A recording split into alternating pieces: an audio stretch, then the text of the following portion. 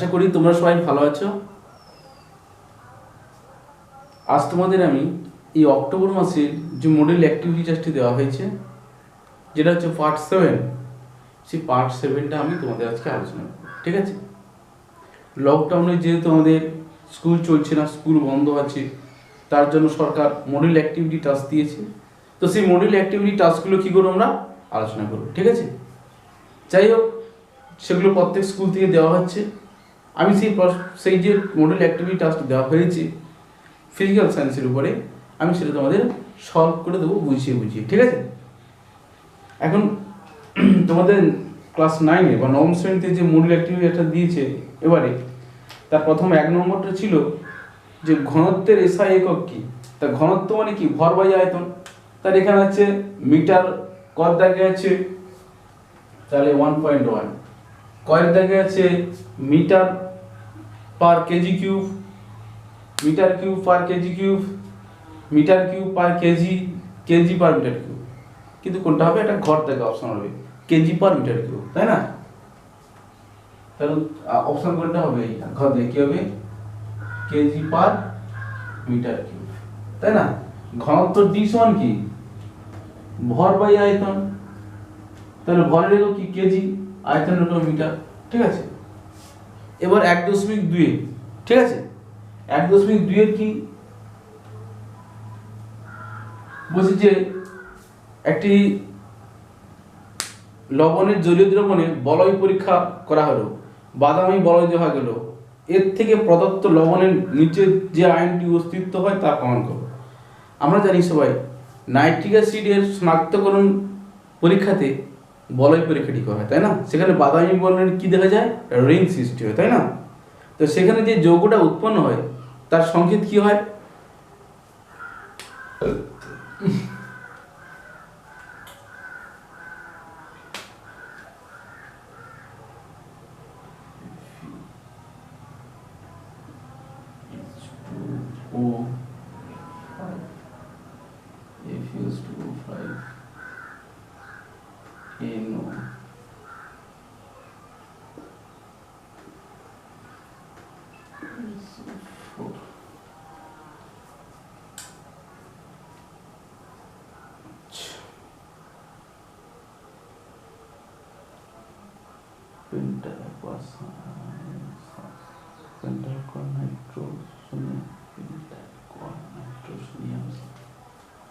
যৌগটার নাম কি?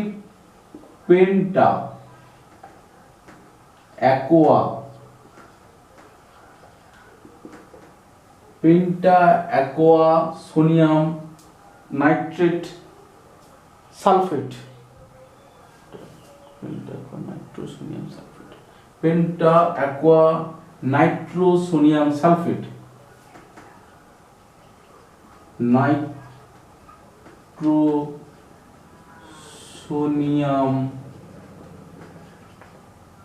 সালফেট।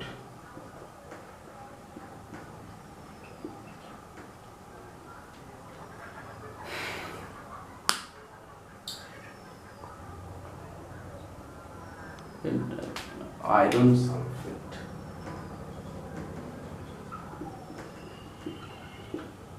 তাহলে নাইট্রিক অ্যাসিড বলয় পরীক্ষায়, নাইট্রিক অ্যাসিডের যে বলয় পরীক্ষা রয়েছে, সেই বলয় পরীক্ষাতে যে যৌগটা উৎপন্ন হয় তার নামটা কি হচ্ছে?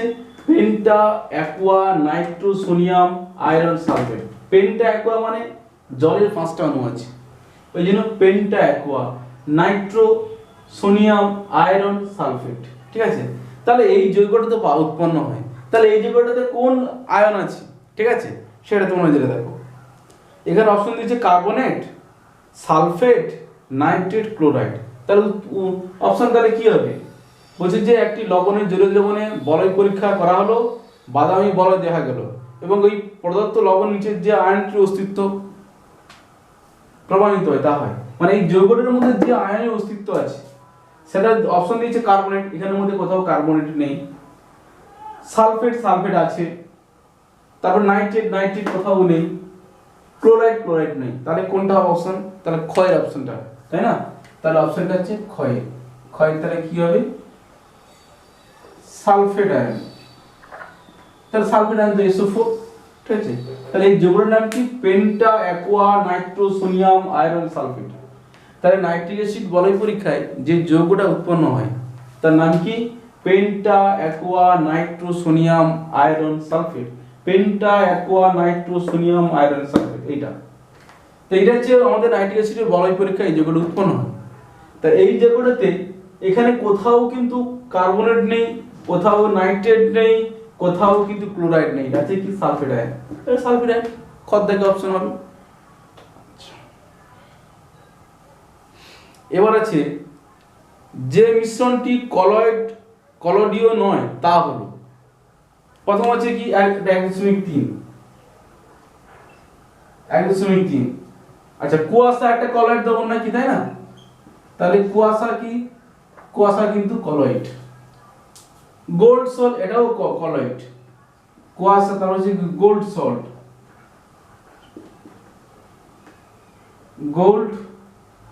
গোল্ড সল্ট, তাহলে এটাও কিন্তু কলয়েড। চিনির দ্রবণ কিন্তু কলয়েড না, দুধ, এটাও কিন্তু। তাহলে এই তিনটে কি? তিনটে কিন্তু কলয়েড দ্রবণ। তিনটে কি দ্রবণ? কলয়েড দ্রবণ। তো তিনটে তো কলয়েড দ্রবণ। তাহলে এখানে অপশন আছে চিনির দ্রবণ। তাহলে কোনটা প্রকৃত দ্রবণ? এখানে চিনির দ্রবণটা কিন্তু প্রকৃত দ্রবণ, তাহলে সালা কলয়েড দ্রবণ নয়। তাহলে এখানে উত্তরটা তাহলে আমার কোনটা হবে? এখানে তাহলে উত্তর কি হবে? চিনির দ্রবণ। চিনির দ্রবণ। তাহলে তোমাদের এখানে অপশন দিয়েছিল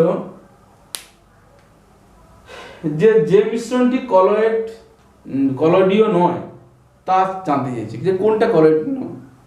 কুয়াশা এটা তো কলয়েড দ্রবণ, এটা হচ্ছে তরল অ্যারোসল। গোল্ড সল্ট এটা হচ্ছে সল্ট। দুধ হচ্ছে এটা কি? ইমালশন। দুধ কি? ইমালশন, তাই না? এটা হচ্ছে কি? এটা হচ্ছে সল। এটা কি? এটা সল। দুধটা কি? ইমালশন। কি? ইমালশন। আর কুয়াশা কি? কুয়াশা হচ্ছে তরল অ্যারোসল। কি? তরল অ্যারোসল। তাহলে এগুলো প্রত্যেকটাই কিন্তু কলয়েড দ্রবণ, তাই না? কুয়াশা হচ্ছে তরল অ্যারোসল, গোল্ড হচ্ছে সল, দুধ হচ্ছে ইমালশন। এরা প্রত্যেক কিন্তু কলয়েড দ্রবণ, তাই না? তাহলে এরা কেউ কিন্তু প্রকৃত দ্রবণ নয়। কিন্তু চিনির দ্রবণ আমরা জানি প্রকৃত দ্রবণ। কেন? চিনির দ্রবণে একদম একটা সমশত দ্রবণ, এবং এই দ্রবণে কণার ব্যাসগুলো, দ্রাবের কণার ব্যাস অর্থাৎ চিনির যে কণার ব্যাস খুবই ছোট, মানে 10⁻⁸ সেমি, প্রায় কত? 10⁻⁸ সেমি। এই জন্য কি হচ্ছে? চিনির দ্রবণটা কি দ্রবণ হবে? প্রকৃত দ্রবণ। আর বাদ বাকি সবগুলো কি হচ্ছে? কলয়েড দ্রবণ। তাহলে কোনটা উত্তর হবে আমরা পেয়ে গেলাম। তাহলে কোনটা কলয়েড দ্রবণ নয় এখানে? তাহলে চিনির দ্রবণটা হচ্ছে কলয়েড দ্রবণ নয়। চিনির দ্রবণটা কি দ্রবণ হবে? এটা প্রকৃত দ্রবণ হবে, ঠিক আছে? এবার বলছে 2.1 পটাশিয়াম নাইট্রেট জলে দ্রবীভূত হয় তাপগ্রাহী পরিবর্তন। উষ্ণতা বৃদ্ধিতে জলে পটাশিয়ামের দ্রাব্যতার কি রূপ পরিবর্তিত হয়? না, উষ্ণতা বৃদ্ধিতে কিন্তু পটাশিয়াম নাইট্রেটের দ্রাব্যতা কি হয়? বৃদ্ধি পায়। পটাশিয়াম নাইট্রেটের দ্রাব্যতা কি হয়? বৃদ্ধি পায়। 2.1 যে উষ্ণতা বৃদ্ধিতে পটাশিয়াম নাইট্রেটের দ্রাব্যতা কি রূপ পরিবর্তন হয়? আমরা উত্তরে কি লিখবো? না, KNO3 পটাশিয়াম নাইট্রেটের দ্রাব্যতা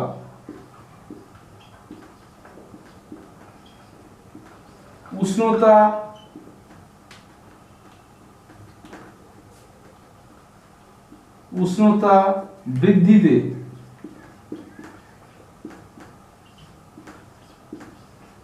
দ্রাব্যতা কি হয়? বৃদ্ধি পায়, তাই না? হয়ে গেল। তাহলে উষ্ণতার বৃদ্ধিতে পটাশিয়াম নাইট্রেটের দ্রাব্যতা কি হয়? বৃদ্ধি পায়, মানে বেশি আর গুলে যায়। পটাশিয়াম নাইট্রেট যদি উষ্ণতা বাড়ানো হয় কি হবে? না, পটাশিয়াম নাইট্রেটের দ্রাব্যতা বৃদ্ধি পেয়ে যায়। পটাশিয়াম নাইট্রেট আরো বেশি পরিমাণে গুলে যায়। যেমন হচ্ছে উষ্ণতা বাড়ালে চিনি কি হয়ে যায়? গুলে যায়, না তার দ্রাব্যতা বৃদ্ধি পায়, দ্রবীভূত হয়ে যায়, ঠিক আছে? তার এখানে তার উত্তরটা আমাদের 2-1 কথায় উত্তর দিতে বলেছি। তাহলে পটাশিয়াম নাইট্রেটের দ্রাব্যতা উষ্ণতার বৃদ্ধিতে কি হয়? বৃদ্ধি পায়। এবার আসছি 2.2 2.2 কি বলেছে, প্লবতার এসআই একক কি? আচ্ছা, প্লবতা তো একটা বল, তাই না? প্লবতা তো হচ্ছে একটা বল। তাহলে আমরা প্লবতা কাকে বলি?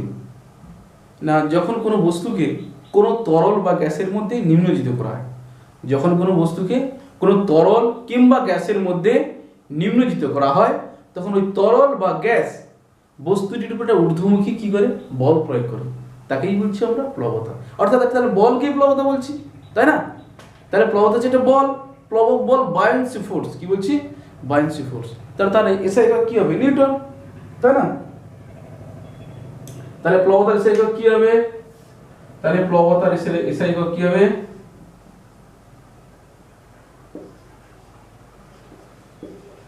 প্লবতার এসআই একক, প্লবতার এসআই একক কি হবে? নিউটন, ঠিক আছে? তাহলে প্লবতার এসআই একক কি হচ্ছে? নিউটন।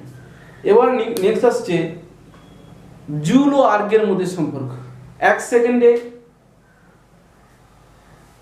আচ্ছা, জুল, আচ্ছা এসআই পদ্ধতিতে কার্য একক কি? জুল। আর সিএস পদ্ধতিতে কার্য একক কি? আর্গ। এখানে জুল আর আর্গের মধ্যে সম্পর্ক চাইছে। জুল কাকে বলে? কোন বস্তুর উপর 1 নিউটন বল প্রয়োগ করলে যদি সরণ কত হয়? 1 মিটার হয়, তাহলে কৃতকার্যের পরিমাণকে বলা হচ্ছে 1 জুল। আর কোন বস্তুর উপরে 1 ডাইন বল প্রয়োগ করব, কত? 1 ডান বল প্রয়োগ করলে যদি সরণ কত হয়? 1 সেন্টিমিটার। কত হয়? 1 সেন্টিমিটার হয়, তখন কৃতকার্যের পরিমাণকে কি বলা হবে? 1 আর্গ। তাহলে কোনো বস্তুর উপর 1 নিউটন বল প্রয়োগ করলে যদি বস্তুর সরণ 1 মিটার হয়, তখন তাকে বলছি কৃতকার্যের পরিমাণকে বলছি 1 জুল। আর কোনো বস্তুর উপর 1 ডাইন বল প্রয়োগ করলে যদি বস্তুর সরণ 1 সেন্টিমিটার হয়, তখন কৃতকার্যের পরিমাণকে কি বলছি? 1 আর্গ। তাহলে 1 জুল মানে কি? তাহলে প্রথম আসছে যে এটা 2.3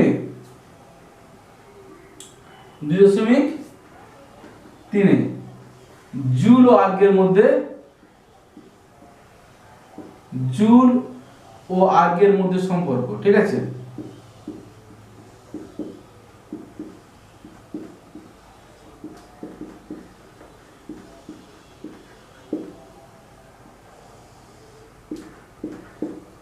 তাহলে 1 আর্গ সমান কত? 1 ডাইন গুণিতক 1 সেমি, ঠিক আছে? আর 1 জুল সমান কত? 1 নিউটন গুণিতক 1 মিটার। আচ্ছা, 1 নিউটন সমান কত dyne? 10 to the power 5, 10 to the power 5 dyne, 10 to the power 5 dyne. আর 1 মিটার সমান কত সেন্টিমিটার? 100 সেমি, ঠিক আছে? তাহলে মানে কি দাঁড়াচ্ছে? 10 to the power 7, 10 to the পাওয়ার 7 ডাইন গুণিতক সেমি। আচ্ছা, এই ডাইন সেমি মানে কি? আর্গ, মানে 10 টু দি পাওয়ার 7 আর্গ, তাই না? তাহলে জুল আর আর্গের মধ্যে সম্পর্ক হয়ে গেল। তাহলে 1 জুল সমান কত erg? 10 to the power 7 erg. সহজ করে বুঝতে পেরেছো? 1 আর্গ সমান 1 ডাইন গুণিতক 1 সেমি, তাই তো? আবার 1 জুল সমান 1 নিউটন গুণিতক 1 মিটার। মানে 1 নিউটন বল প্রয়োগ করে কোন বস্তুর উপর বল প্রয়োগ করে যদি বস্তুর সরণ 1 মিটার হয়, তখন কৃতকার্যের পরিমাণকে কি বলবো? 1 জুল। ওই জন্য 1 জুল সমান কি লিখেছি? 1 নিউটন গুণিতক 1 মিটার। আবার 1 নিউটন সমান 10 টু দি পাওয়ার 5 ডাইন, আর 1 মিটার সমান 100 সেন্টিমিটার। তাহলে এখানে 5টা শূন্য, এখানে 2টো শূন্য, তাহলে 10⁷ ডাইন সেমি। ডাইন সেমি মানে কি, আর কি না লিখেছি, ঠিক আছে। তাহলে জুল আর আর্কের মধ্যে সম্পর্ক আমরা বুঝতে পারলাম।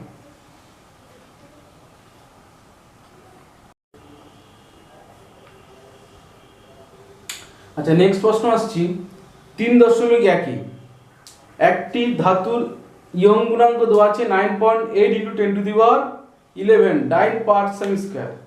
তাহলে 3.1 3.1 ইয়ং গুণাঙ্ক কত দেওয়া আছে, y সমান দেওয়া আছে কত 9.8 × 10⁻11 ডাইন পার্ট সেমি স্কয়ার, ডাইন পার্ট সেমি স্কয়ার। তাহলে কি দেওয়া আছে না, একটি ধাতুর ইয়ং গুণাঙ্ক দেওয়া আছে 9.8 × 10⁻11 ডাইন পার্ট সেমি স্কয়ার। এই কথার অর্থ কি, তাই তো? তাই ইয়ং গুণাঙ্কের আমরা ফর্মুলা কি জানি না, y সমান f/a small a into capital A।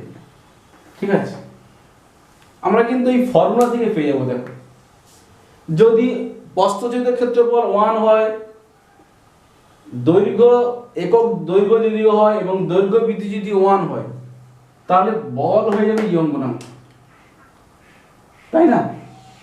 কি বলছি দেখো, যদি দৈর্ঘ্য একক দৈর্ঘ্যের কোনো ধাতুর তারের উপর একক দৈর্ঘ্য এবং একক প্রস্থচ্ছেদ বিশিষ্ট কোনো ধাতুর তারে একক দৈর্ঘ্য বৃদ্ধি করতে যে বল প্রয়োগ করা হয় তাকে বলা হচ্ছে ইয়ং গুণাঙ্ক। আমরা এখানে ফর্মুলা থেকে পেয়ে যাব, একক প্রস্থচ্ছেদের একক দৈর্ঘ্যে কোনো ধাতুর তারে একক দৈর্ঘ্য বৃদ্ধি করতে, মানে সবগুলো 1 1, এটাও 1, এটাও 1, এটাও 1, তাহলে y সমান f, তাই না? যদি l সমান 1, a সমান 1, ছোট l সমান 1, এটা হচ্ছে প্রাথমিক দৈর্ঘ্য, মানে ধাতুর তারটা যে দৈর্ঘ্য সেটা 1 ধরলাম, ক্ষেত্রফল প্রস্থচ্ছেদের ক্ষেত্রফল 1 ধরলাম, দৈর্ঘ্য বৃদ্ধি 1 ধরলাম, সব বসিয়ে দিলে y সমান কি দাঁড়াবে f। তাহলে এখান থেকে পেয়ে যাবো আমরা কি বলবো না, একক দৈর্ঘ্য, তাহলে এই লেখা আছে, তাহলে এর অর্থ হলো কি না, এর অর্থ হলো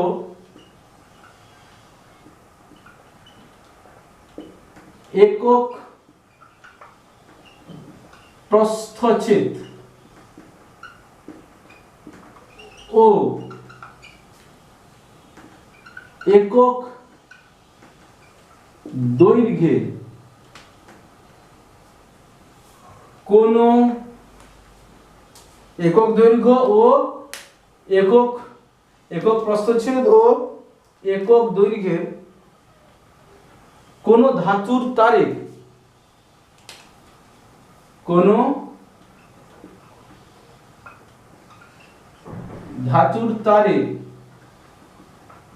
একক দৈর্ঘ্য বৃদ্ধি করতে, একক দৈর্ঘ্য বৃদ্ধি করতে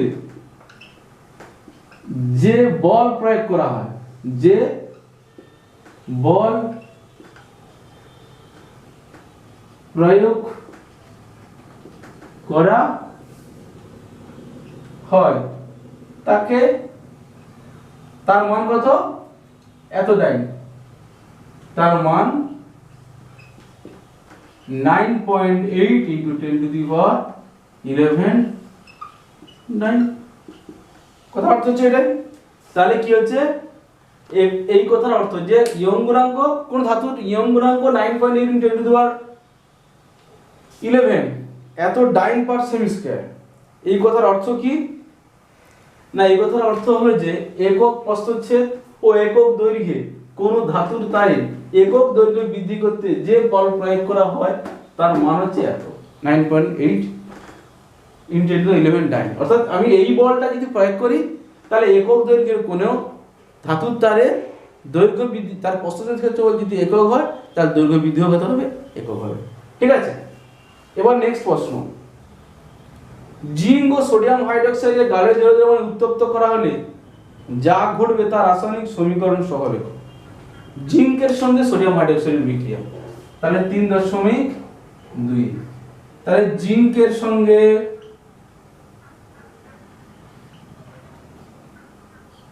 জিঙ্কের সঙ্গে সোডিয়াম হাইড্রোক্সাইড NaOH বিক্রিয়া করলে কি হবে? সোডিয়াম জিঙ্কেট Na2ZnO2 প্লাস হাইড্রোজেন, এখানে 2 দিয়ে দাও, ব্যালেন্স হয়ে গেছে। তাহলে কি বলবো? তাহলে উত্তরে আমরা কি বলবো? উত্তরে বলবো আমরা জিঙ্কের সঙ্গে সোডিয়াম হাইড্রোক্সাইডের গাঢ় জলীয় দ্রবণ উত্তপ্ত করলে, তাহলে জিঙ্ক, উত্তর লিখবো জিঙ্ক ও সোডিয়াম হাইড্রোক্সাইডের গাঢ় জলীয় দ্রবণ উত্তপ্ত করলে কি উৎপন্ন হবে? উত্তপ্ত করলে কি উৎপন্ন হবে? না সোডিয়াম জিঙ্কেট ও হাইড্রোজেন উৎপন্ন হবে। কি হবে? না সোডিয়াম জিঙ্কেট, এই যে নাম সোডিয়াম জিঙ্কেট, জিঙ্ক অনুষ্কার জিঙ্কেট, সোডিয়াম জিঙ্কেট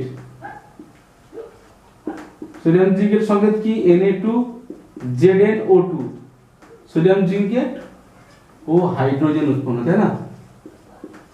হাইড্রোজেন উৎপন্ন হয়। খুব সহজ, তাই না? তাহলে আমাদের পেয়ে গেলাম। তাহলে জিঙ্ক ও সোডিয়াম হাইড্রোক্সাইডের গাঢ় জলীয় দ্রবণ একত্রে উত্তপ্ত করলে কি উৎপন্ন হয়? না সোডিয়াম জিঙ্কেট ও হাইড্রোজেন। প্রশ্ন দিয়েছে যে জিঙ্ক ও সোডিয়াম হাইড্রোক্সাইড গাঢ় জলীয় দ্রবণ একসঙ্গে উত্তপ্ত করলে কি উৎপন্ন হবে? কি উৎপন্ন হবে? তাহলে আমরা বলে দেবো সোডিয়াম জিঙ্কেট ও হাইড্রোজেন উৎপন্ন হবে। নেক্সট এসছে যে একটি নির্দিষ্ট উষ্ণতায় দ্রাবের 54 গ্রাম 150 গ্রাম জলে দ্রবীভূত হলে দ্রবণটি সম্পৃক্ত দ্রবণ হয়। তাহলে দ্রাব্যতাটা কত? সহজ। তাহলে 150 গ্রাম জলে কত গ্রাম দ্রবীভূত হয় দ্রাব্য? 54 গ্রাম। তাহলে 150 গ্রাম জলে হচ্ছে 54 গ্রাম দ্রাব্য দ্রবীভূত হলে দ্রবণটি সম্পৃক্ত হয়। তাহলে 100 গ্রাম জলে কত দ্রাব্য দ্রবীভূত হবে সেটা দ্রাব্যতা। ঠিক আছে, এটা খুব সহজ। তাহলে 3.3 এর উত্তর 3.3 উত্তর কি চেয়েছে? তাহলে 150 গ্রাম জলে কত গ্রাম দ্রাব্য দ্রবীভূত হয়? না 150 গ্রাম জলে 54 গ্রাম দ্রাব্য দ্রবীভূত হয়। 150 গ্রাম জলে দ্রাবের 54 গ্রাম কত? 54 গ্রাম কত? 54 গ্রাম দ্রবীভূত হলে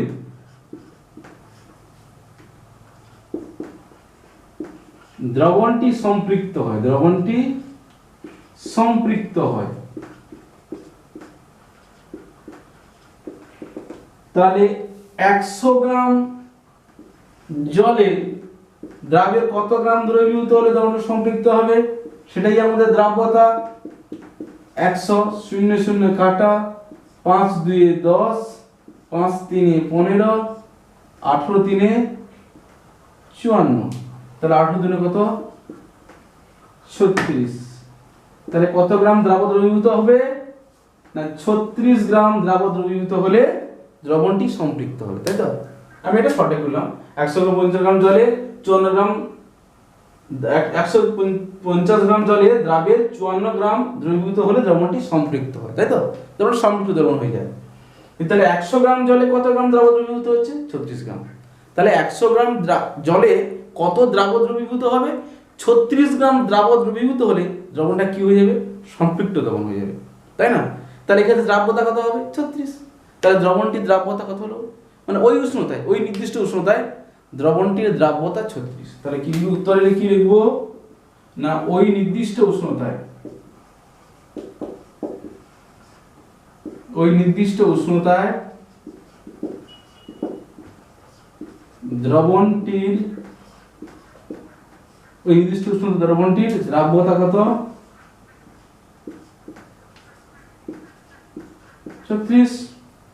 ঠিক আছে, আশা করি বুঝতে পেরেছো তোমরা।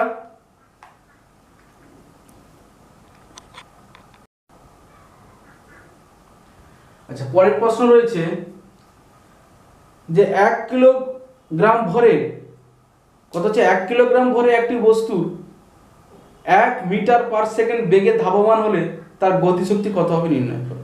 খুব সোজা, একদম খুব সহজ। 3.4 উত্তর খুব সহজ। এখানে কি বলছে 1 কিলোগ্রাম ভরের একটি বস্তু, তাহলে বস্তুর ভর কত?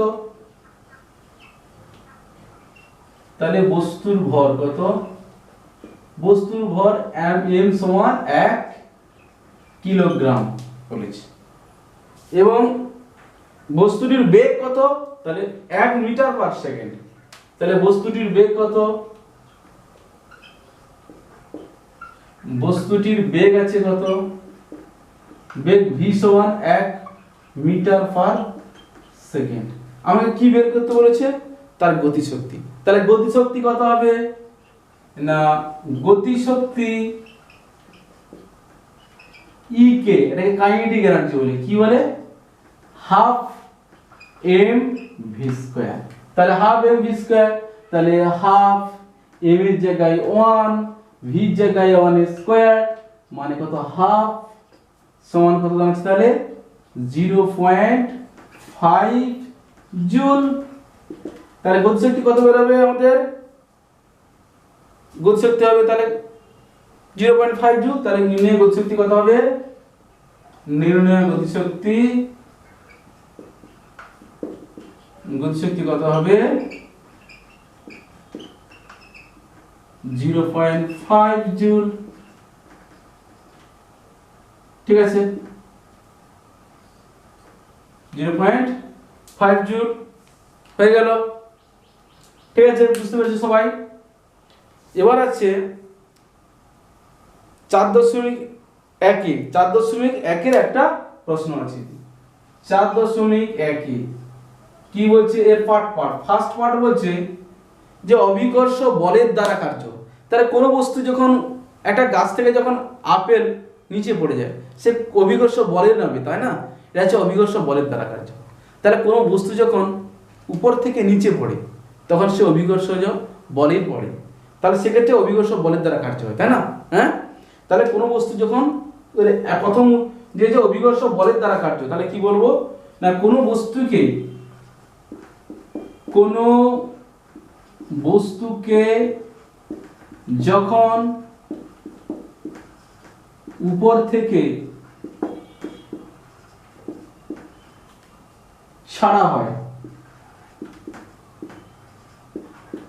তখন সে অভিকর্ষ বলের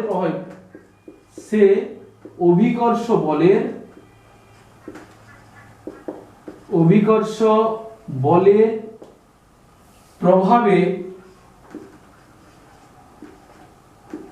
নিচে পড়ে, তাই না? এক্ষেত্রে অভিকর্ষ বলের দ্বারা কার্য হয়। তাহলে এক্ষেত্রে অভিকর্ষ বলের দ্বারা কার্য হয়। ঠিক আছে, তাহলে কোন একটা বস্তুকে যখন সে কি হয়, উপর থেকে নিচে পড়ে, তাই না? একটা আপেল, ধরো একটা আপেল উপর থেকে নিচে পড়ে গেল, তাহলে সেটা কি হবে? না, সেটা এই ধরো একটা আপেল ছিল, এই একটা আপেল, ধরো এখানে এই একটা আপেল। ঠিক আছে, এই ক্ষেত্রে এইভাবে অভিকর্ষ বলের প্রভাব নিচের দিকে পড়লো, এটা কিন্তু কি হবে? না, অভিকর্ষ বলের দ্বারা কার্য।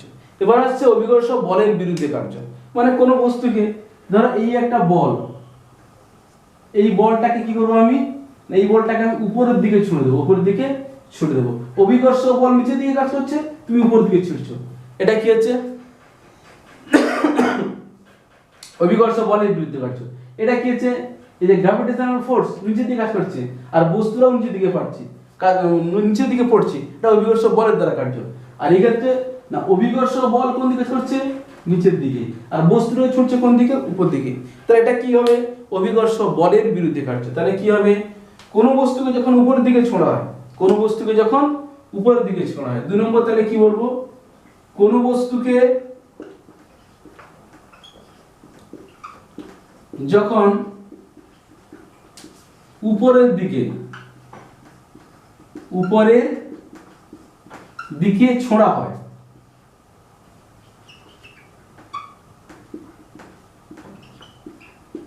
সেক্ষেত্রে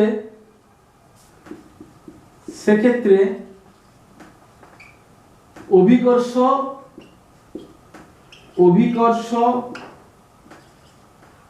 বলের বিরুদ্ধে বস্তুর সরণ হয়। অভিকর্ষ বলের বিরুদ্ধে বস্তুর সরণ হয়। তাহলে অভিকর্ষ বলের বিরুদ্ধে যদি বস্তুর সরণ হয়, তাহলে এক্ষেত্রে কার্য কি হবে? অভিকর্ষ বলের বিরুদ্ধে কার্য, তাই না? কোন বস্তু যখন উপরের দিকে ছোঁড়া হয়, সেক্ষেত্রে অভিকর্ষ বলের বিরুদ্ধে বস্তুর সরণ হয়। অভিকর্ষ বল নিচের দিকে কাজ করছে আর বস্তুর সরণ উপরের দিকে হচ্ছে। এক্ষেত্রে কার্য হচ্ছে, এক্ষেত্রে কার্য অভিকর্ষ বলের বিরুদ্ধে কার্য। অভিকর্ষ বলের বিরুদ্ধে কার্য। তাহলে অভিকর্ষ বলের বিরুদ্ধে কার্য আমরা পেয়ে গেলাম। এবার বলছে অভিকর্ষ বল কাজ করছে কিন্তু কোনো অভিকর্ষ বল ক্রিয়া করছে কিন্তু কোনো কার্য হচ্ছে না, অর্থাৎ বস্তুর সরণ ঘটলেও কোনো কার্য করছে না। অর্থাৎ কোনো ব্যক্তি যদি একটি সুটকেস নিয়ে, অর্থাৎ বস্তুর সরণ এদিকে হচ্ছে আর অভিকর্ষ বল এইভাবে কাজ করছে, এর দিকে এফজি আর এদিকে সরণ। কোনো একটা ব্যক্তি, এই একজন ব্যক্তি, একটা ব্যক্তি এইভাবে সুটকেস নিয়ে যাচ্ছে, সে সুটকেস নিয়ে কোন দিকে যাচ্ছে? সুটকেস নিয়ে সে এদিকে যাচ্ছে। তাহলে এক্ষেত্রে তার সরণ হচ্ছে কোন দিকে? সামনের দিকে, এই বরাবর। আর অভিকর্ষ বল কোন দিকে কাজ করছে? এই বরাবর। তাহলে এক্ষেত্রে সরণ এবং অভিকর্ষ বলের মধ্যে কোণ কত ডিগ্রি হচ্ছে? 90 ডিগ্রি হচ্ছে। এই কোণটা কত ডিগ্রি হচ্ছে? 90 ডিগ্রি হচ্ছে। তাহলে এখানে কার্য কি হচ্ছে? হচ্ছে না। তাহলে কি বলবো? যদি কোনো বস্তু, কোনো ব্যক্তি যদি একটি সুটকেস নিয়ে সোজাসুজি হেঁটে যায়, এক্ষেত্রে কোনো ব্যক্তি যদি সুটকেস নিয়ে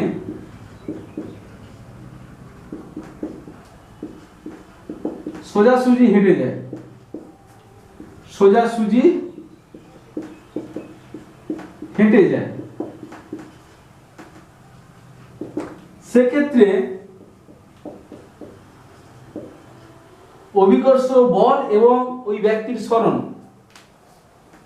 সেক্ষেত্রে সুটকেসের সরণ বলতে পারো।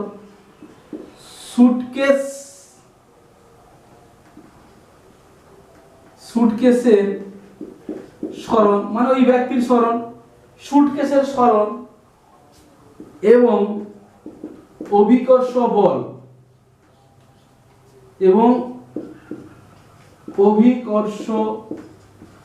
বল পরস্পর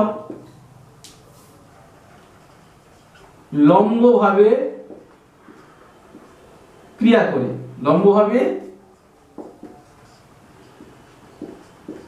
করে, সেক্ষেত্রে অভিকর্ষ বল কোনো কার্য করে না।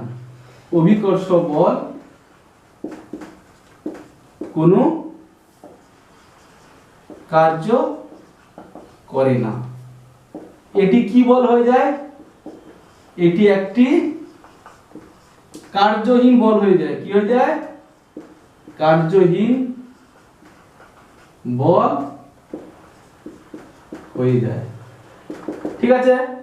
তাহলে কি বললাম? যখন কোনো বস্তু উপর থেকে ছোড়া হচ্ছে, উপর থেকে ফেলা হচ্ছে, অভিকর্ষ বলের দ্বারা কার্য। কোনো বস্তু যখন নিচ থেকে উপর দিকে ছোড়া হচ্ছে, অভিকর্ষ বলের বিরুদ্ধে কার্য। আর যখন কোনো ব্যক্তি সুটকেস নিয়ে এভাবে হেঁটে যাচ্ছে, সেক্ষেত্রে ওই সুটকেসের সরণ আর অভিকর্ষ বল পরস্পর লম্ব হয়, ওই বল কোনো কার্য করে না, একে বলছি আমরা কার্যহীন বল। ঠিক আছে,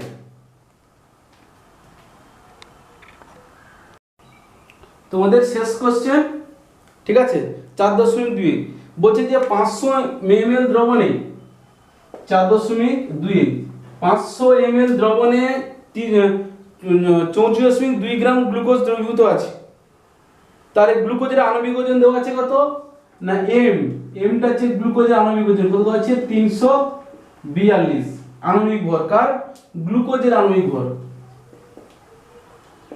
গ্লুকোজের আণবিক ভর, গ্লুকোজের আণবিক ভর দেওয়া আছে এইটা। বলছে যে দ্রবণের গাঢ়ত্ব নির্ণয় করতে বলেছে মোল পার লিটার ও গ্রাম পার লিটার। ঠিক আছে, তাহলে 1 লিটার সমান কত? এখানে দ্রবণের আয়তন ভি দেওয়া আছে কত?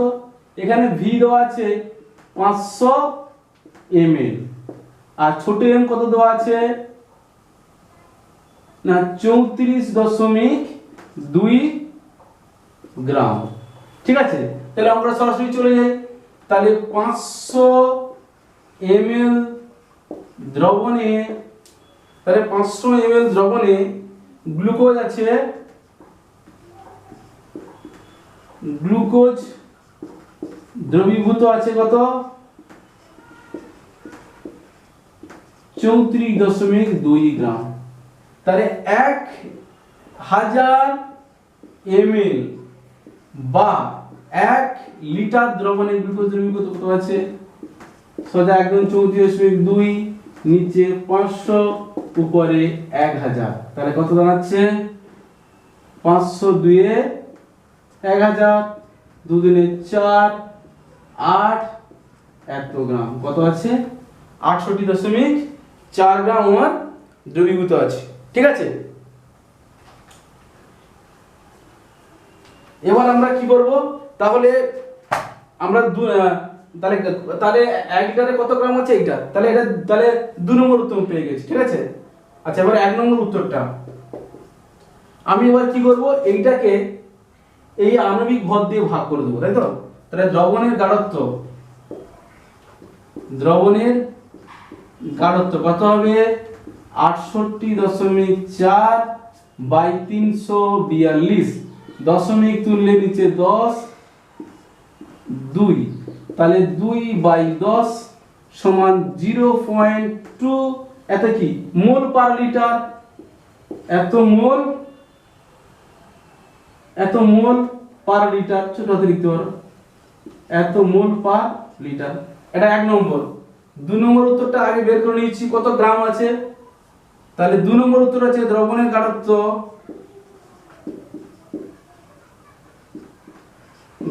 কত হচ্ছে 68.4 এত গ্রাম পার লিটার, তাই না? তাহলে দুটো উত্তর পেয়ে গেলাম। দ্রবণের গাঢ়ত্ব চেয়েছে, মোল পার লিটারে চেয়েছে, আর গ্রাম পার লিটার চেয়েছে। তাহলে বের করে দিলাম। মোল পার লিটারে কত হচ্ছে 0.2 মোল পার লিটার, গ্রাম পার লিটারে কত হচ্ছে 68.4 এত গ্রাম পার লিটার। ঠিক আছে, তাহলে মডেল অ্যাক্টিভিটি আজকে সমস্ত কোশ্চেনগুলো তোমাদেরকে আলোচনা করে দিলাম।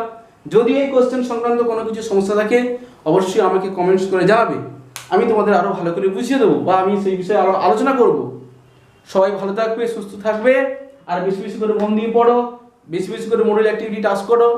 আমি যে পড়াগুলো দিচ্ছি সেই পড়াগুলো তোমরা মন দিয়ে বাড়িতে বসে বসে করো। পড়ার সংক্রান্ত কোনো সমস্যা থাকলে বা কোনো টপিক সম্বন্ধে কোনো সমস্যা থাকলে আমাকে কমেন্টস করে অবশ্যই জানাবে।